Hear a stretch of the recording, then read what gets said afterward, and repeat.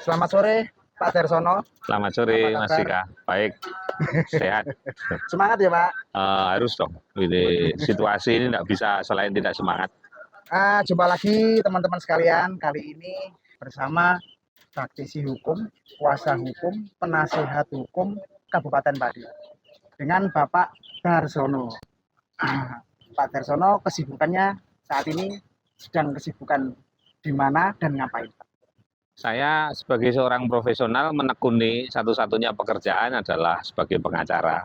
Jadi tidak ada aktivitas lain selain pengacara. Berarti setiap hari bergelut dan berteman dengan segala macam bentuk hukum. Ya begitulah. Bisa perdata, bisa pidana, Bisa tata usaha negara. bisa tata usaha Ya. negara. Ya. Itu mau domestik maupun internasional, Pak? Kami boleh untuk bersidang di seluruh Indonesia, tetapi kemudian untuk sampai luar negeri saya belum pernah ada perkara sampai luar negeri gitu. Tapi kalau teman-teman yang kemudian berada di luar negeri memberi satu nasihat, minta nasihat itu beberapa kali gitu. Pernah Berarti hanya sebatas sharing mawon, Pak. sharing untuk luar negeri, Untuk tapi luar kalau dalam negeri kita nangani perkara. Berarti kalau untuk kunjungan ke luar negeri, bersidang di luar negeri, Belum pernah saya lakukan. nah sekarang kalau dibalik, kalau orang luar negeri yang datang ke kita, Mereka harus mendapatkan satu izin untuk bisa berpraktek di Indonesia. itu ya harus WNI dulu pastinya ya, Pak ya? Oh, tidak harus. Tidak harus. Boleh WNA, asal kemudian mendapatkan lisensi dari Kementerian Hukum dan HAM untuk bisa bersidang.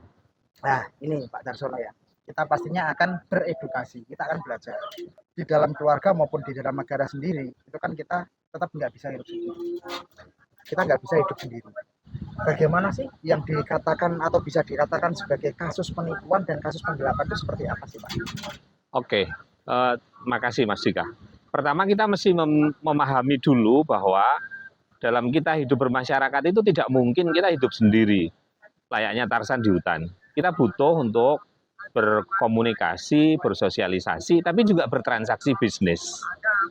Nah, transaksi bisnis itulah yang seringkali kemudian satu sisi memang menimbulkan soal untung rugi, tapi pada sisi yang lain juga akan menimbulkan masalah hukum yang harus dikelola. Lalu menjadi pertanyaan sekarang, masalah hukumnya apa? Transaksi bisnis bisa saja berkaitan dengan dua hal.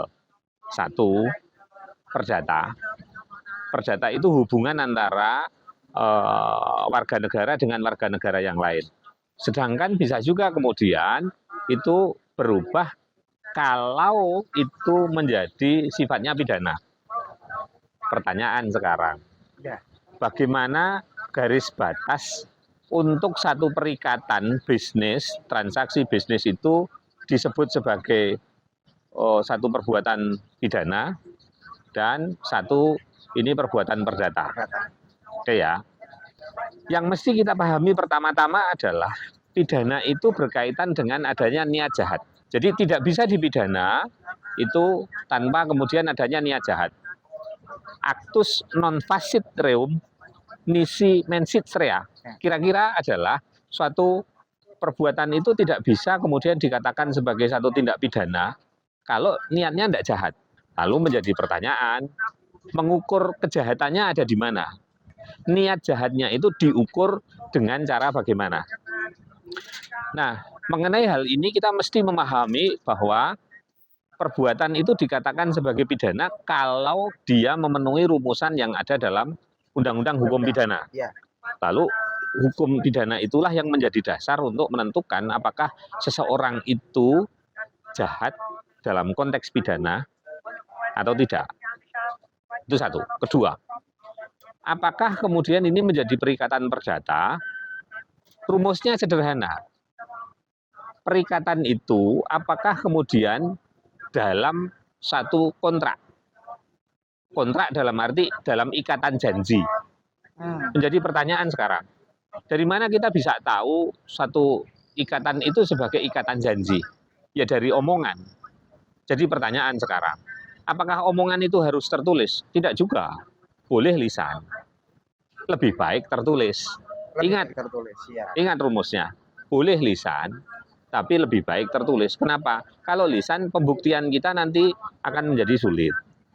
Nah, saya kembali kepada satu yang disebut sebagai pidana dan satu yang disebut sebagai perdata. Sebagaimana tadi Mas Dika sampaikan, dalam transaksi bisnis, dua dimensi yang sering muncul, saya mengatakan sering muncul, itu adalah tindak pidana penipuan dan satu tindak pidana penggelapan. Jadi pertanyaan sekarang, kapan disebut penipuan dan kapan disebut penggelapan? Penipuan hanya berlangsung apabila sejak awal itu muncul ya satu fakta-fakta, yaitu satu, itu dengan cara tipu muslihat. Tipu muslihat itu menggunakan satu peristiwa yang itu tidak benar, atau kemudian menggunakan cara cerdik atau akal bulus, tipu muslihat. Yang kedua, itu kebohongan. Yang disampaikan itu ternyata tidak sesuai dengan fakta. Ya. Yang ketiga itu menggunakan nama palsu. Dan yang keempat menggunakan martabat palsu. Jadi 4 kategorial. Menggunakan tipu muslihat, menggunakan kebohongan, menggunakan nama palsu, menggunakan martabat palsu. Ya.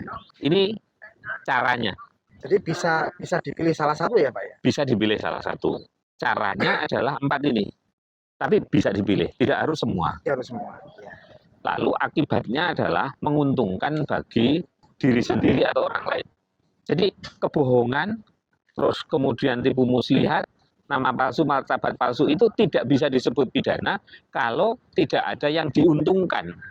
Entah secara sendiri, entah itu orang lain. Nah, yang kategorial yang ketiga itu adalah melawan hukum. Jadi caranya itu kemudian dengan cara melawan hukum. Nah, itu penipuan. Kalau kemudian penggelapan itu, kalau di penipuan itu kan kebohongan itu berada di depan, baru barang diserahkan. Kebohongan berada di depan, kemudian barang baru diserahkan. Betul. Ya. Nah, kalau dalam penggelapan tidak ada kebohongan, barang diserahkan, tetapi ketika mau diminta oleh pemilik, itu kemudian si orang yang kita sebut orang dititipi ini ternyata tidak bisa mengembalikan. Itu penggelapan. Kalau misalnya dikembalikan, tapi dengan wujud yang lain, apa bisa disebut dengan penggelapan juga? Kalau si pemilik barang itu mau, tidak apa-apa. Selama diterima. Selama diterima. Tetapi selama kemudian itu tidak diterima, maka disitulah kemudian penggelapan berlangsung. Berarti intinya ya Pak, kalau penggelapan itu selama barang itu dikembalikan dan ada wujudnya, atau ditukar dengan barang yang lain selama diterima oleh si pemiliknya, berarti itu sah. Yap, betul Mas Dika. Berarti kalau di titik penggelapan ini agak simpel ya Pak ya? Ya. Simpel ya? Ya. Cuma yang di titik penipuan ini berarti yang agak banyak menu. Betul. Perlu untuk diketahui begini, ada satu klausul di mana kemudian penipuan itu dikategorikan sebagai tindak pidana, tetapi penipuan itu bisa juga untuk menjadi dasar membatalkan perjanjian. Jadi bedanya gini Mas, dalam hal penipuan, kebohongan, martabat palsu, tipu muslihat, dan nama palsu itu berada di depan. Didahulukan. Sehingga kemudian kebohongan itu menggerakkan pemilik barang untuk menyerahkan barang. Ya. Secara melawan hukum, karena dasarnya dibohongi, ditipu. Ya. Tetapi ada juga yang kemudian setelah perjanjian ternyata ada informasi yang kemudian juga tidak betul. Ada kemudian diberikan satu fakta-fakta yang tidak benar.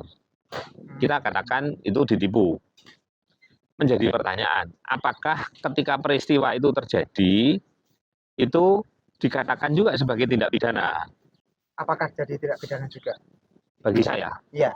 Tidak. Argumentasinya apa? Ingat, garis demarkasi, garis batas antara penipuan dan kemudian itu wan prestasi, itu adalah kebohongan itu berada di depan atau di belakang perjanjian. Jadi garis batasnya adalah perjanjian itu.